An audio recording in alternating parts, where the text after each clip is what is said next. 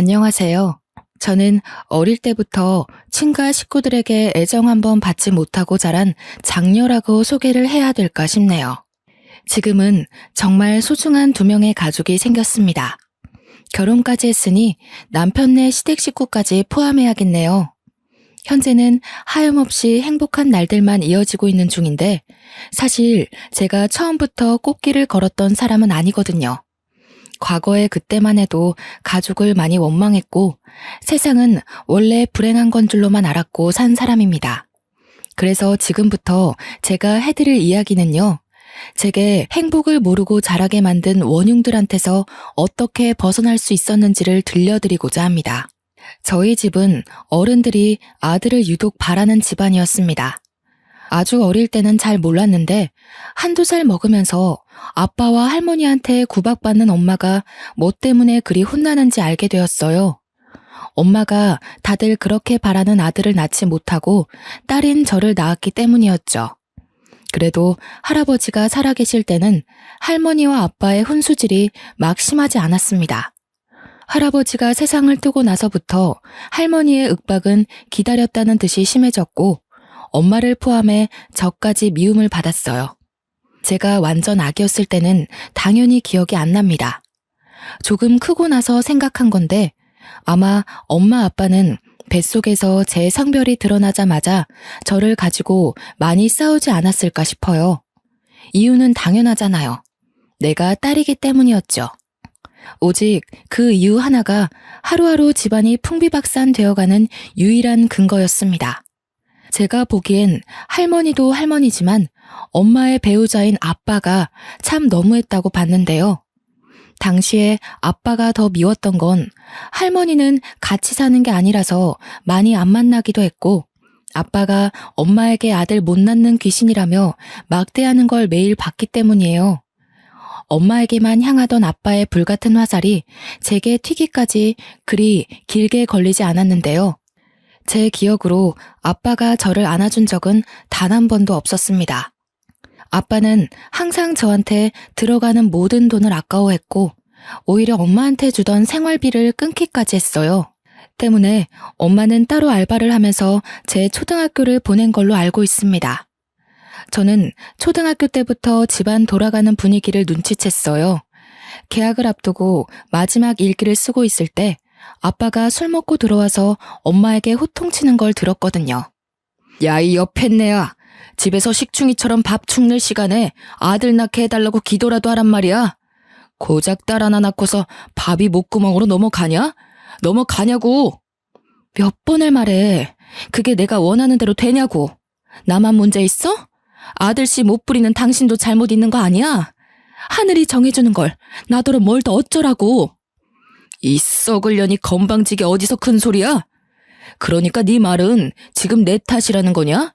내 씨가 뭐가 어쩌고 저째? 이 돼지 같은 년이. 아빠는 거의 매일 술을 마시고 들어와서 엄마한테 시비를 걸었습니다. 손찌검도 빠지지 않았고요. 방문을 닫고 있는 제 방에 고스란히 그 다툼이 들릴 정도로 컸어요. 엄마는 스트레스를 주로 먹는 걸로 해결했는데요. 그렇다고 살이 찌거나 덩치가 큰 게 아니었거든요. 아빠가 술 취해 쓰러져서 모르겠지만 엄마는 먹었던 음식을 새벽에 모두 토해내고 말아요. 제가 한번 싹 자지도 않고 가서 등 두들겨주면 엄마가 괜찮다고 얼른 들어가서 자라고 해서 잘 알고 있어요. 아빠는 잘 알지도 못하면서 맨날 엄마가 밥 먹고 있는 걸로 큰 소리를 많이 쳤습니다. 그때마다 제 속은 아빠를 향한 원망으로 가득 채워져 갔죠.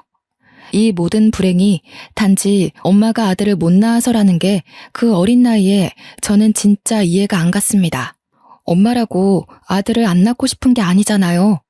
누구보다 엄마가 가장 간절할 거란 말이에요. 아들 만들고 싶다고 뚝딱 만들어버리는 게 임신이면 세상 어느 천지 부부가 자녀 성별로 울고 웃고 하겠습니까? 제가 보기엔 스트레스 때문에 애가 더 안 생기는 것 같았어요. 할머니 아빠가 하도 자기 가문 씨말릴 셈이냐고 협박했고 그 때문에 엄마는 아빠와 원치 않는 관계를 이으며 노력 많이 했습니다. 손 놓고 있었던 게 아니라고요. 그런데도 생기지 않는데 어떡합니까? 당시 제일 괴로웠던 건 분명 엄마였는데 그럼에도 얼른 아들을 임신하길 원하셨어요. 한 번은 엄마도 임신이 되지 않는 게 걱정되어 저를 데리고 산부인과를 간 적이 있었습니다. 병원에서 엄마한테 너무 스트레스가 과도해서 몸이 아기집을 만들 만한 건강을 못 갖췄다고 하는 거 있죠. 그래도 어쩝니까? 그 집을 나오지 않는 이상 스트레스와 함께 살아야 하는데 엄마는 스트레스 때문에 임신이 잘 안 된다는 걸 아빠 할머니한테 숨겼습니다. 알려봤자 그 사람들이 바뀔 것 같지도 않으니 그냥 이렇게 살다가 끝까지 아들 못 만들면 그대로 살겠다고 단념을 했어요. 그렇게 그 사실을 저만 알고 있는 상태에서 제가 중학생이 되었는데요. 그때까지도 엄마는 아빠와 할머니한테 한결같이 아들 소리로 괴롭힘을 당하며 지내왔습니다. 제가 학교를 다니다 보니 자리를 비워야 해서 엄마를 지켜주는데도 한계가 있더라고요. 아주 어릴 땐 아빠가 무서워서 엄마를 도우지 못했지만 중학생이 되었을 땐 저도 제 나름대로 신념과 생각이 있어서 아빠한테 대들 용기가 생기는 겁니다. 한날 하교하고 돌아왔는데 아빠가 또 엄마를 괴롭히고 있더라고요. 바로 엄마를 제 뒤로 숨기며 겁없이 아빠를 맞섰죠. 엄마가 아들을 못 낳는 게 아니라 아빠가 못 낳게 만들고 있다는 생각은 안 해? 아빠가 맨날 술 먹고 엄마 쥐잡듯이 잡는데 어떻게 애가 생기겠어. 이런 식이면 아빠 때문에 있던 애도 유산될 지경이야. 상미야, 하지 마. 방에 들어가. 엄마 아빠가 알아서 할게. 너 쓸데없는 소리 하면 혼나? 얼른 손 씻고 저녁 먹을 준비해. 나봐. 아빠도 알아야지. 모르니까 자꾸 엄마한테 함부로 하잖아. 아빤 모르지? 엄마 재작년에 병원 갔었어. 병원에서 뭘 하는지 알아? 엄마가 스트레스 과다 상태라서 아기집이 버틸 만한 몸이 못 된대. 다 아빠 할머니 때문이잖아. 스트레스 좋아하시네. 남들은 순풍순풍 잘 만났는 거 네 엄마는 뭐가 그렇게 어렵다니? 아니 근데 이게 어린 것이 어디 아빠한테 바락바락 소리 지르고 난리야? 저는 그날 아빠한테 처음으로 맞을 뻔했어요. 엄마가 서둘러 아빠를 막지 않았다면 지금보다 더 씻을 수 없는 상처가 남았겠죠. 엄마가 저보고 방에 가라고 소리쳐서 저는 그 자리를 피할 수 있었습니다. 원래 아빠가 저한테 욕은 해도 손찌검은 안 했는데 솔직히 저도 그날 아빠 손이 올라오는 걸 보고 좀 많이 놀랐어요. 그리고 동시에 실망도 컸습니다. 그래도 아빠라고 생각해서 제가 노력하면 언젠가 아빠를 변화시킬 수 있지 않을까 하면서 한 번씩 관계 회복을 위해 애쓰기도 했거든요. 그날 후로 저는 아빠에게 딸로서의 마음을 다 접어버렸습니다. 부모 자식 간의 마지막 애정을 완전 놓아버리니 아빠를 향한 제 마음에 남은 건 분노와 원망밖에 없더군요. 저는 사춘기의 히스테리를 아마 아빠한테 제일 많이 부렸던 것 같아요. 엄마를 괴롭힌다 싶으면 자다가도 뛰어가 아빠한테 대들었으니까요. 그래도 아빠는 제가 악바리 근성으로 막아대니 엄마한테 손찌검하는 걸 줄이긴 하더라고요. 여전히 한숨 쉬고 욕하는 건 마찬가지였지만 그동안에 비하면 엄마를 덜 함부로 했습니다. 스트레스 과다 때문에 아기 집이 불안정하다고 하니 그 말에 살짝 겁먹은 듯한데 진작에 말해줄 걸 싶더군요. 엄마도 참 제 엄마지만 당시에는 어린 마음에 엄마가 너무 바보 같다고 생각했습니다. 대체 왜 아빠 할머니한테 휘둘리는지 모르겠는 거예요. 제가 이렇게 살지 말고 아빠 할머니 버리고 도망가자고 했는데도 엄마는 저를 타이르기만 했어요. 아들만 낳으면 아빠도 안 그럴 거야. 너 처음 가졌을 때 아빠가 얼마나 좋아했는지 알아? 내가 아들인 줄 알아서 그랬다면서. 할머니가 딸이 확실하다는 태몽을 꿨다면 나 엄마 지금처럼 똑같이 찬밥 신세였을 거야. 엄마는 아빠와 할머니의 본색이 어떤지 알면서도 제게는 그 사실을 자꾸 미화시켰습니다. 그러면서 하는 말이 엄마 아픔을 위로해주는 건 너무 기특하고 고마운데 식구를 너무 원망하지 말라고 하네요. 사춘기가 오기 전에 저는 제가 행동거지를 잘못하면 괜히 엄마가 욕먹을까봐 일부러 더 아빠 할머니한테 예의를 갖추고 살았거든요. 근데 할머니 아빠한테는 제가 잘하고 못하고가 중요한 게 아니더라고요. 그때부터 저는 느꼈어요. 이 사람들은 충분히 원망의 대상이 되어도 되는 사람들이라고. 제게는 이미 마음속에서 정리되기 시작한 사람들이었습니다. 엄마는 그러지 말라고 했지만 그것만큼은 엄마 말을 따라줄 수가 없어서 저는 계속 버릇없이 굴었어요. 그 뒤로도 엄마는 아빠와 임신을 하기 위해 계속 노력을 했습니다. 그러다 한 해를 넘기기 전에 기쁜 소식이 들려왔는데요. 이번엔 엄마가 정말 임신을 하게 된 거죠. 태어난다면 제게는 띠동갑도 넘는 동생이 생긴 것이기도 했고요. 막상 동생이 생긴다니 저도 오랜만에 뜬구름 같은 기분을 느꼈어요. 여동생이든 남동생이든 다 예뻐해줄 자신이 있었지만 이왕이면 남동생이길 바랬습니다.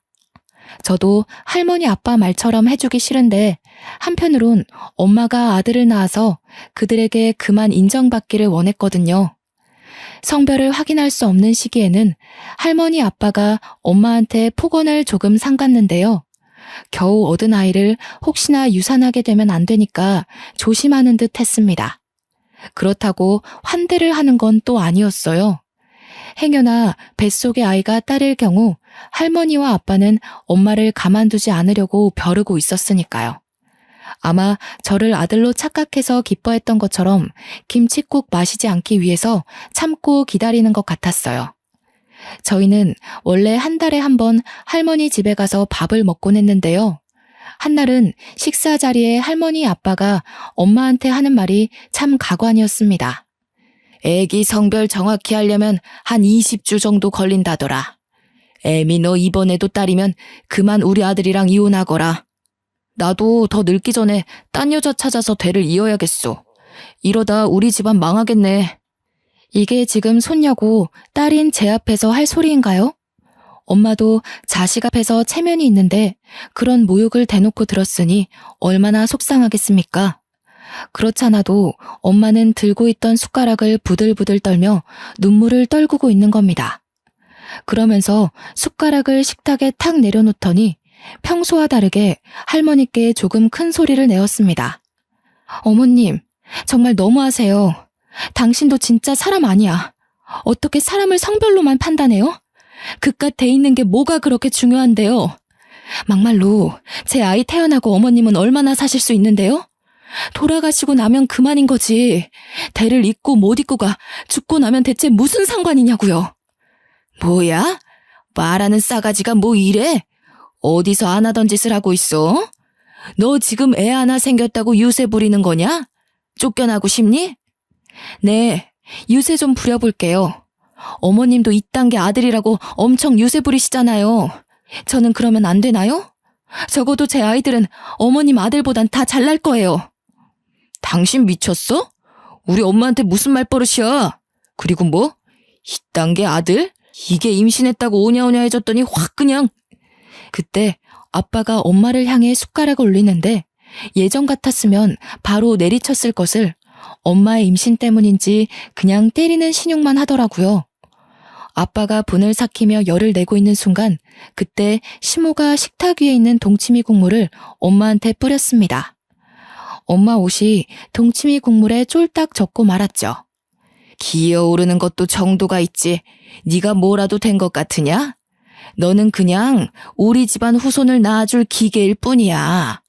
며느리 대우라도 받고 싶었나 본데 착각하지 말거라. 애미애비 없는 년은 이래서 안 돼. 저는 외할머니 외할아버지가 없어요. 제가 겨우 2살일 때 두 분 다 뇌출혈로 돌아가셨다고 들었습니다. 그래서 할머니가 제 엄마한테 한 번씩 애미애비 없는 년이라고 생각 없이 툭툭 던졌는데요. 제가 저때 사춘기 절정이었다고 말하지 않았습니까? 그래서 인정사정이 없는 상태였거든요. 저는 할머니의 몰상식한 행동에 참지 않고 자리에서 일어나 식탁에서 가장 비중이 컸던 아구찜 접시를 들었습니다. 할머니 얼굴에 사정없이 냅다 뿌려버렸어요. 접시에 늘러붙은 콩나물까지 손으로 싹싹 긁어서 던졌고 할머니 옷에다가 더러워진 손을 닦았습니다. 할머니가 기어오르는 사람한테 이런 식으로 하길래 저도 한번 해봤어요. 기분 나쁘세요? 알면 작작하세요. 한 번만 더 우리 엄마 건들면 저 더한 짓도 할 거예요. 그 아구찜도 엄마가 입덧으로 생선을 힘들어했는데 할머니가 자기 아들 좋아하는 음식이라고 무시하고서 준비한 거였어요. 저는 경악하는 할머니 얼굴을 똑바로 마주하면서 겁도 없이 노려봤습니다. 지금 돌아봐도 그때 저는 무척 거침이 없었다고 봅니다. 현재는 상상도 못할 용기거든요. 할머니는 빨간 국물이 범벅된 처참한 몰골로 소리를 아악 지르면서 절규했습니다. 1년을 돈 모아 샀던 분홍빛 원피스가 더럽혀졌다며 난리가 났네요. 여태 늙은 몸뚱이에 가려져 태가 안 살아서 몰랐는데 나름 값비싼 명품이었나 보더라고요. 야, 너 이 기집애 할머니한테 무슨 짓이야? 오늘 아주 둘이서 쌍으로 사람 열받게 하네? 네가 엄마 몫까지 대신 감당할래? 아빠가 자리에서 벌떡 일어나 저를 때리려는 걸 엄마가 막는 바람에 아빠 눈싸움만 했는데요. 저는 이제 아빠가 무력을 행사하려고 해도 무섭지가 않더라고요. 그땐 엄마가 맞는 걸 보느니 제가 맞는 게 낫다고 생각해서 그랬나 봅니다. 아들인지 아닌지 그거면 되는 거잖아요. 아들 아니면 이혼해 줄 테니까 제발 딸애는 건들지 마. 엄마는 아빠에게 울고 불며 사정했어요.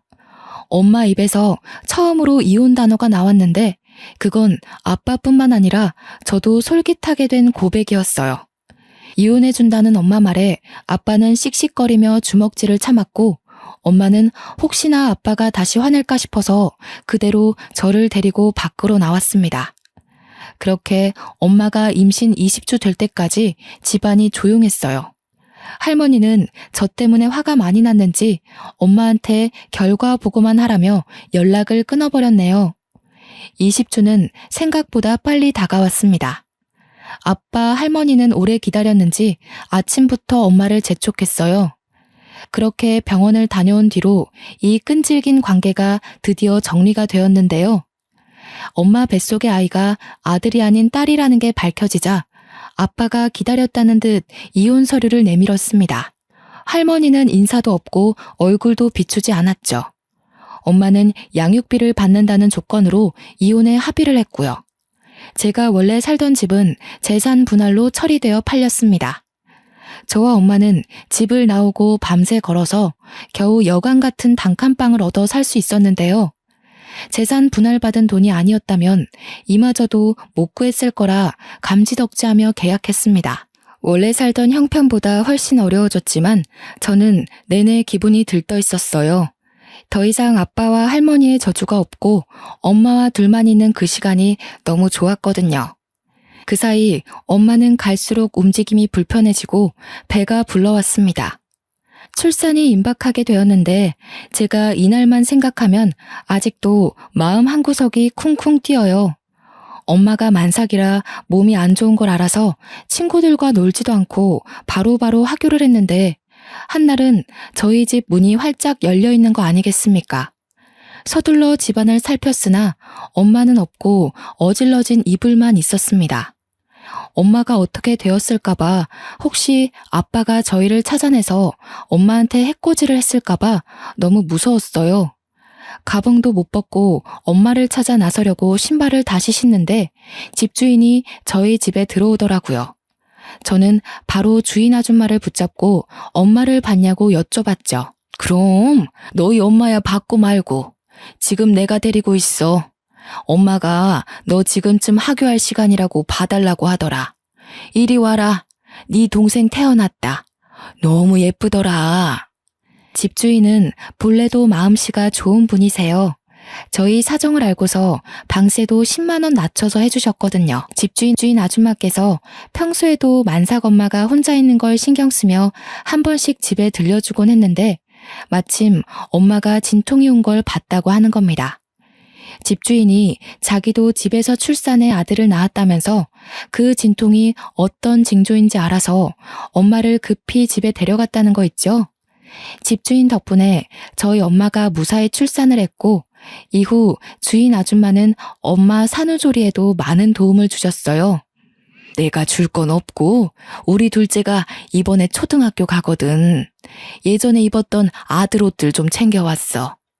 딸이라서 좀 그럴 수도 있겠지만 당장 급할 테니깐. 도대체 이 많은 은혜를 어찌 갚아야 할지. 고맙습니다. 고맙습니다, 정말. 꼭 기억하고 보답하겠습니다. 일이 자꾸 울어서야 예쁜 딸 둘을 씩씩하게 키울 수 있겠소? 네가 상미라고 했지? 엄마 많이 위로해줘야겠다. 집주인은 자기 아들 옷 중에서 작은 옷들을 제 동생한테 입히라고 주기도 했습니다. 당연히 갓난 아기한테는 컸으며 또 남자의 옷이라 공주풍 옷은 아니었지만 엄마는 그것만으로도 정말 감사히 생각하며 집주인에게 고개를 한참 숙였어요. 저 또한 감사한 마음은 마찬가지였습니다. 그래서 이후에도 더없이 예의를 갖추고 밝고 씩씩한 태도를 보였죠. 다 큰 나이에 여동생을 얻었지만 마치 자식이 있다면 딸을 안고 있는 기분처럼 느껴졌어요. 아이가 너무 작고 소중하더라고요. 이름은 상이라고 지었는데 집주인이 저같이 상자 돌림하라고 추천해준 이름이었습니다. 식구가 하나 더 생기니 다른 의미에서 또 살맛이 나더라고요. 근데 문제는 엄마가 여동생 때문에 일을 할 수 없어서 그동안 수중에 있는 돈이 다 떨어진 상태였어요. 양육비도 다달이 안 들어오고 법적 조치가 취해지면 몇 달 양육비가 한 번에 몰아서 들어오고 그랬습니다. 사지 멀쩡한 저는 더 이상 엄마 말대로 공부만 할 순 없겠더라고요. 그래서 고등학생 되자마자 알바를 시작했습니다. 선생님께는 어려운 사정을 말하고 야자를 뺐고요. 그렇다고 학습을 게을리한 건 아니었습니다. 따로 공부할 시간이 부족해서 특히 수업 시간에 집중을 했죠. 학교 교육만으로도 충분히 제 성적은 무섭게 치고 올랐고 어느새 진학 상담할 때가 되고 보니 서울대보다 한 단계 낮은 대학에 장학금을 받고 갈 수 있는 수준이 되어 있더군요. 엄마, 내가 꼭 훌륭한 건축사가 돼서 집 선물해 줄게. 상이 방, 내 방, 엄마 방 하나씩 있는 걸로. 엄마는 어떤 집에서 살고 싶어? 아이고, 무슨. 엄마는 바라는 거 하나도 없어. 해준 것도 없는데 네가 이만큼 잘 커준 것만으로도 충분히 선물 받은 기분이야. 엄마 신경 쓰지 말고 그냥 공부만 열심히 해줘. 또 이런다. 내가 왜 공부 열심히 했는데 엄마 상이 같이 살 집 만들고 싶어서 건축과 간 거란 말이야. 엄마는 저를 기특하게 여겼지만 정말로 어떤 걸 크게 바라지는 않았습니다. 엄마 성향을 알기 때문에 저는 엄마가 괜찮다고 해도 밀어붙일 생각이었어요. 그래서 엄마가 쉬엄쉬엄 하라는 말에도 뭐든 최선을 다해 임하고 집중하며 지냈습니다. 저는 대학을 다니면서도 알바를 자처해서 열심히 돈을 벌었고 그 돈을 전부 엄마한테 생활비하라고 보내줬습니다. 덕분에 엄마는 그 돈으로 상이를 어린이집까지 보내면서 키울 수 있었어요. 참 청춘이었네요. 저도 제가 이렇게 목표만 보고 무섭게 달릴 수 있는 사람인지 몰랐거든요. 졸업할 무렵 저는 한 건축회사에 인턴 시험 합격했고요. 4학년 마지막 학기에 바로 인턴 일을 시작했습니다. 저는 인턴 때부터 유능한 신입으로 인턴들 사이에서 입소문을 타게 되었는데요. 그 덕분에 선배님들이 잘 봐주셔서 수습을 무사히 통과하고 정사원이 되었고 그 뒤로도 쭉쭉 승승장구만 하였습니다. 직장인으로 생활한 지 한 5년 차 되었을 때였던 것 같은데요. 저희 식구는 제법 이사 갈 수 있는 돈을 모아서 그 단칸방에서 벗어날 수 있었습니다. 저는 그동안 저희 식구에게 큰 은인이나 다름없는 집주인께 너무 감사해서 그 보답으로 작은 사례를 준비해서 드렸어요. 어머나, 나를 뭘로 보고 이 돈 못 받아. 내가 어디 돈 받으려고 너희 식구 들여다봤겠니? 상미야, 이 아줌마 이상한 사람 만들지 마. 저 없을 때 엄마한테 요리도 가져다 주시고 같이 데리고 외식도 해주셨다고 들었어요. 우리 상이도 아줌마 늦둥이 아들이 많이 챙기고 놀아준 거 알아요. 꼭 보답하고 싶어요. 그래야 제가 다음에 아줌마 얼굴을 계속 볼 수 있을 것 같아요. 아유, 나 이런 거 불편하고 민망한데 어쩜 집안 사람들이 이렇게 다 마음이 예쁠까. 상미야, 혹시라도 그 썩을 놈 찾아오면 이 아줌마한테 전화해. 동생이 저기 어디 잘 나가는 검사야. 집주인은 저희가 택시 탈 때까지 배웅을 해주셨습니다. 언니 동생 하면서 지낸 엄마도 집주인과의 작별을 아쉬워했지만 연락처가 있으니 언제든지 또 만나기로 기약했죠. 저희 세 식구는 그렇게 조금 더 형편 괜찮은 신축 오피스텔로 이사를 갔습니다. 겨우 방 2개라지만 상희가 집이 예쁘고 크다고 좋아라면서 방방 뛰는 거 있죠. 웃음이 만개한 식구들의 표정을 보는데 고갈된 체력이 싹 충전되는 기분이더라고요. 그렇게 저희 처지는 훨씬 성장을 했고 제 인생에는 또 다른 축복이 찾아왔습니다. 같은 회사 팀장인 남자와 연애를 하게 되었거든요. 남자친구가 먼저 다가와줘서 시작하게 된 만남입니다. 남자친구는 저와 대화를 나눌 때마다 제 꿈에 대해 늘 감탄을 많이 해주었어요. 내가 도울게. 자기가 식구들 위해서 노력하는 모습 보니까 나까지 내 직업에 자부심 생기더라고. 나 자기한테 되게 많이 배워. 알지? 저희 식구가 살 집을 구상하는데 남자친구가 자꾸 도와주려고 해서 미안한 마음에 거절하고 있었는데요. 남자친구가 계속 진정성을 보여주니까 더 밀어내는 것도 무리겠다 싶더라고요. 저는 면목 없지만 남자친구의 능력을 도움받아 본격적으로 건축을 실현시킬 준비를 해나갔습니다. 미래에 우리 엄마가 편히 지낼 주택집을 짓고 싶다 하니 공기 좋고 물 좋은데 심지어 가격까지 괜찮은 땅을 열심히 알아봐 주더라고요. 남자친구 덕분에 한동안 여기저기 땅 보러 다니느라 바쁘게 지냈네요. 일하다가 알게 된 건데 남자친구가 건축 계통에서 꽤 이름 날리는 유능한 팀장이더라고요. 당연히 바쁠 텐데도 끝까지 제가 하는 일에 힘 보태겠다고 고집을 부려 고맙다가도 난처했던 게 한두 번이 아니네요. 그렇게 아빠와 할머니 없는 세상에서 저는 제 식구들과 행복할 날만 남았다고 생각했습니다. 그런데 역시 그 악독했던 인연이 쉽게 떨어져 나갈 건 아니었나 봅니다. 남자친구와 함께 땅을 보고 퇴근 후 같이 우리 집에 가게 되었는데 집 앞에 갔더니 학교 마치고 하교한 상희가 누구와 같이 서 있는 겁니다. 당시 여동생 나이는 15살이었습니다. 누군가 싶어서 상희를 따로 부르지 않고 남자친구와 함께 다가갔는데요. 아무리 봐도 우리 손녀 뚝 닮았는데 이름이 상희라고 했니? 언니가 정말 상미 아니야? 익숙한 목소리를 듣자마자 저는 순간 걸음을 멈췄습니다. 한동안 묻어두고 지냈던 할머니였기 때문이죠. 오랜만에 보는 것이기도 했고 몰골이 너무 거짓골이라서 바로 못 알아봤던 거예요. 깜짝 놀란 저는 뒤늦게 정신 차리고 쫓아가서 여동생을 분리시켰습니다. 뭐야 당신? 여기가 어디라고 찾아와요? 무슨 낯짝으로 우리 식구를 찾아오냐고요. 당신이 그럴 자격이나 되는 사람이에요? 어머나 상미야. 우리 손녀가 벌써 이만큼이나 컸어? 참 예쁘게도 컸네. 저 아이가 혹시 내 둘째 손녀니? 맞는 것 같은데 자꾸 언니 되는 사람이 상미가 아니라고 해서. 제가 모르는 사람한테 뭐든 비밀로 하라고 했거든요. 손녀 같은 소리 하지 마세요. 여기 당신 손녀가 어딨는데요? 얼굴 보기 껄끄러우니까 당장 꺼져요. 할머니는 예전에 명품을 두르고 있던 모습과 딴판인 차림새였습니다. 어디서 주운 것 같은 옷을 입고 있었어요. 늘 화장이 가득한 얼굴은 기미가 덕지덕지 그을려 있었고요.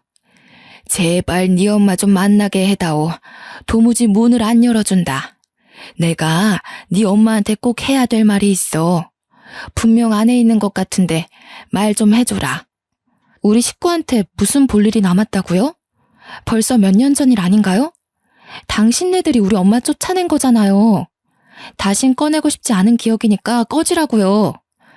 아이고 상미야, 이 할미가 잘못했다. 내가 이렇게 사정할게. 네 아빠가 재혼에 실패하고부턴 정신 못 차리고 사고만 치고 다니잖니. 웬 꽃뱀한테 잘못 걸려서 천박한 핏줄 하나 생겼는데 그 애를 나한테 홀라당 던져놓고 도망을 가버렸어. 듣자 하니 아빠가 술집 가서 알게 된 여자랑 사고를 쳤는데 애가 덜컥 생겼다고 하네요. 그 여자는 아빠가 비싼 술도 바로바로 사주고 하니까 돈 많은 남자인 줄 알고 아빠의 청혼 받았는데 애 낳고 직접 아빠 집안 실체를 마주하고서 바로 돌변했다고 하는 겁니다. 아빠도 일하다 잘리고 할머니도 한때 우리 엄마한테 했던 잔소리처럼 간섭하고 그랬더니 여자가 대놓고 짜증내면서 집을 나가버렸대요. 그 여자가 낳은 애는 아들이라는데 할머니 말로는 아빠도 말을 안 듣는데 애까지 울어대서 하루하루 정신을 못 차리겠다고 해요. 어쩌라고요. 자업자득이네요. 내가 그 아저씨 잘릴 줄 알았어. 할머니가 그리 오냐오냐 키우니까 대책 없이 사고만 치는 거 아니겠어요? 할머니가 뿌린 씨, 할머니가 거두는 꼴인데 뭐가 어때서요? 그때 엄마가 저희 다툼을 들었는지 바깥에 시끄러운 소리가 베란다까지 타고 들어오자 결국 밖으로 나오셨어요. 엄마 들어가. 내가 해결할게. 할머니가 엄마한테 애걸하려는 것 같거든? 엄마 마음 약한 거 알고 기어코 찾아내서 부탁이라도 하려고 그러나 봐. 아니야. 내가 한마디 해야 이 늙은이가 다신 걸음 못하지. 상미 너는 동생이 손님 데리고 먼저 집에 들어가 있어라. 할머니는 화가 나서 내려온 엄마에게 달려가 급히 손 붙잡았습니다. 저는 엄마 혼자 두고 갈 수 없어서 남자친구에게 여동생을 데리고 먼저 올라가라고 부탁하고 엄마 옆을 꼭 지켰어요. 그렇게 원하시던 손자 보셨잖아요. 천박한 핏줄이든 버려진 혈육이든 당신이 바라는 대로 대가 이어진 거 아닌가요? 어린애가 떼쓰는 것도 아니고 이랬다 저랬다 뭐 하는 겁니까? 이제 와서 아쉬우세요? 그렇게 무시하던 딸 집안에 무릎이라도 꿇고 싶나 보죠? 그래, 꿇으라면 꿇을 수 있어. 그러니까 상미애미야, 화난 거 충분히 이해한다. 내가 정말 힘들어서 그래. 옛정 생각해서 우리 한번 도와줄 순 없겠니? 지금 이러시는 거 용서가 아니라 목숨 구걸하는 걸로밖에 안 보이거든요? 당연히 힘드셔야죠. 그렇게 떠받들던 아들이 손자한테 발목 잡히신 기분 느끼셔야죠. 말년에라도 그 융통성 없는 신념이 무너질 수 있어서 참 다행이네요. 남은 생 아들들이 주는 복 실컷 받으려고 그런가 봐요. 팔자라고 생각하고 사세요. 엄마는 그대로 저를 데리고서 집에 돌아왔습니다. 할머니가 뒤따라 쫓아와서 몇 번을 문을 두들겼지만 엄마는 경찰 부르기 전에 꺼지란 소리만 하며 문을 열어주지 않았어요. 그리곤 나중에 기척이 없자 그대로 소금을 들고 나가서 집 주위에 뿌리더군요. 새집 기운 망친다면서 정말 꼼꼼히도 뿌렸습니다. 제 남자친구도 저희 집 사정을 얼추 다 알고 있어서 엄마와 저를 한참 위로해줬어요. 그 뒤로 할머니는 더 이상 모습을 드러내지 않았는데요. 주변을 경계하며 지내던 사이 어느새 남자친구와 결혼을 약속한 사이가 되었습니다.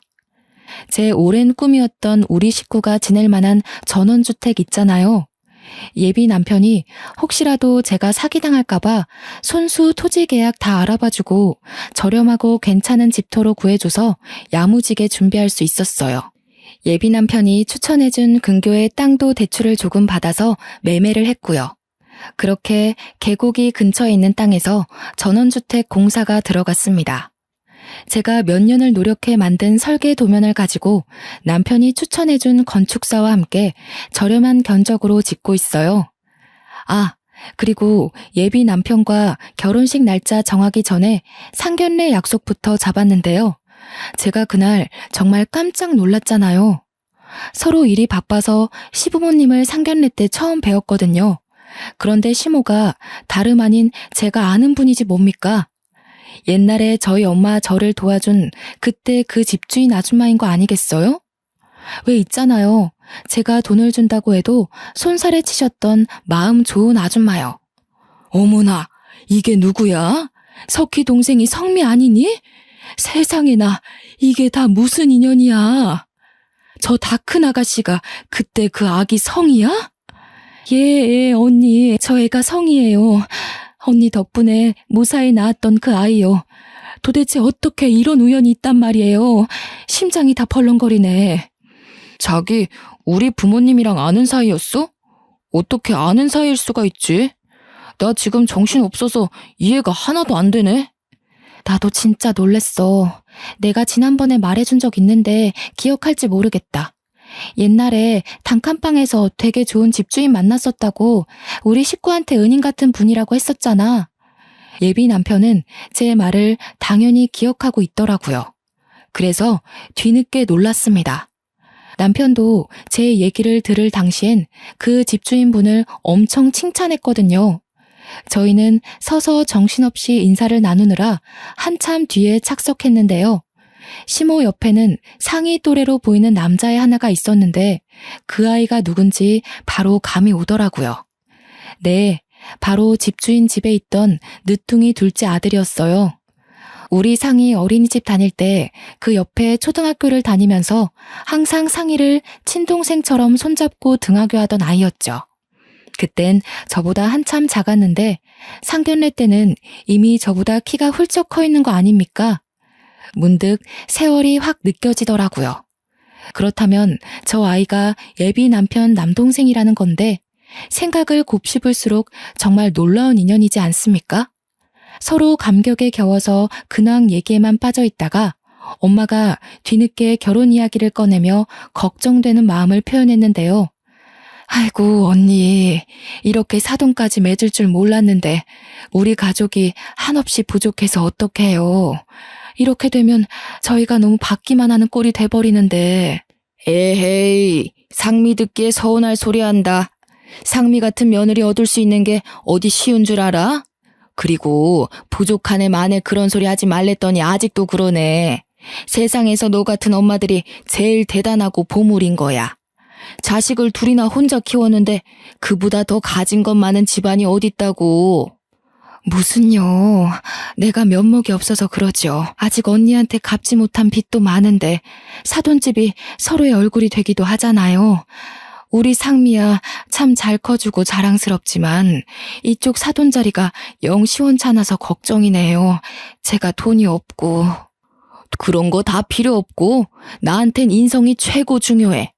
상민애가 집 빼고 나서 이상한 젊은 애들이 미술 공부 준비하는 아지트로 쓰고 싶다길래 방을 싸게 해줬더니 글쎄 엉망으로 만들고 말도 없이 도망갔지 뭐야.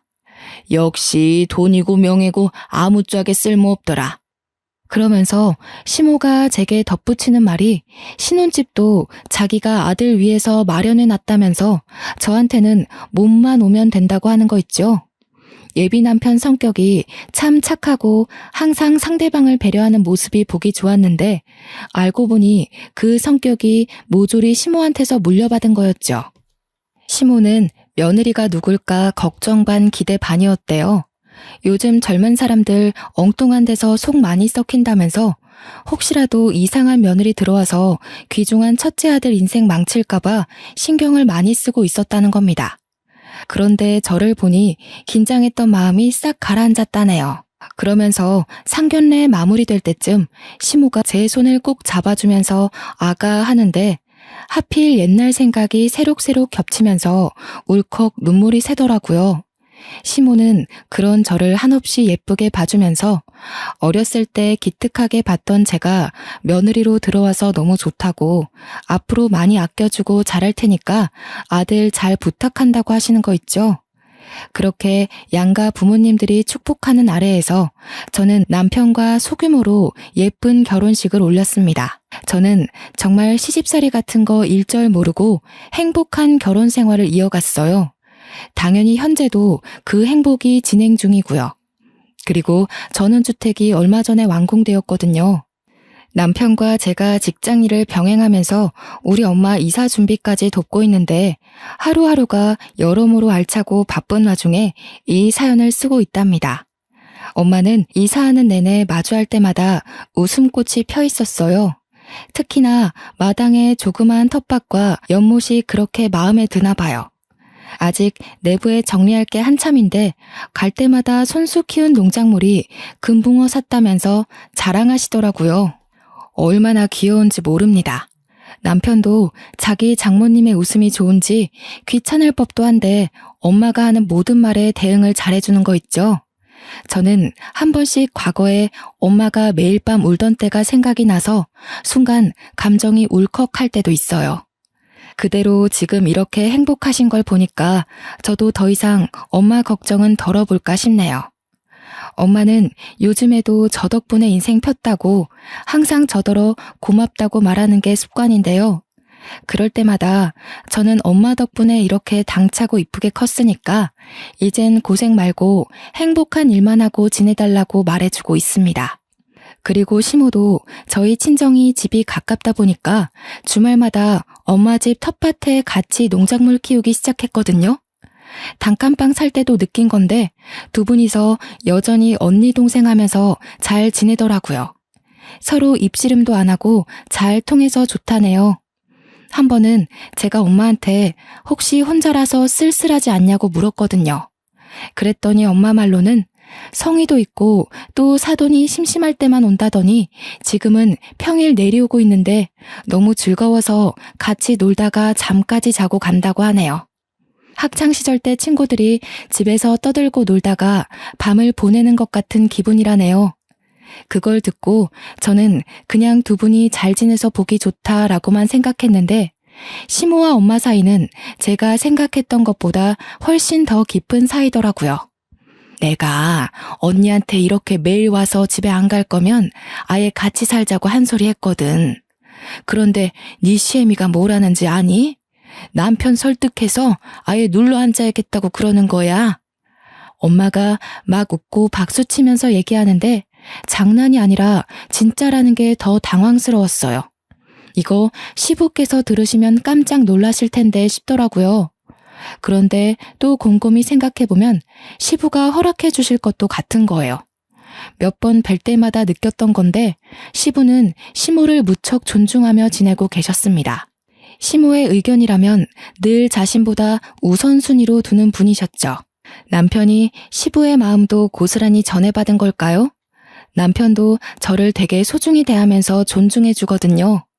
어쨌든 저는 현재 사랑하는 식구들과 함께 이런 생활을 보내고 있답니다. 우리 엄마가 웃는 게 그렇게 예쁘다는 걸 요즘 많이 실감하고 있어요. 비운 뒤에 해 뜰 날 온다더니 고생 잔뜩 하신 우리 엄마한테 이제는 좋은 일만 가득했으면 좋겠네요. 사연이 좀 들을만 하셨는지 모르겠습니다. 제가 글을 유연하게 쓰는 솜씨가 없어서 듣는 분들이 거슬리진 않았을까 걱정도 되네요.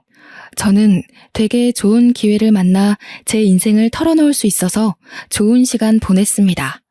친구들에게 회포 푸는 기분과 비슷한 것 같기도 해요. 아직 다른 분 사연은 읽어본 적이 없는데 시간 날 때 다시 한번 찾아와야겠어요. 제 글은 이쯤에서 정리를 하도록 할게요. 다들 마음 아프지 말고 늘 건강한 삶 살길 바랍니다.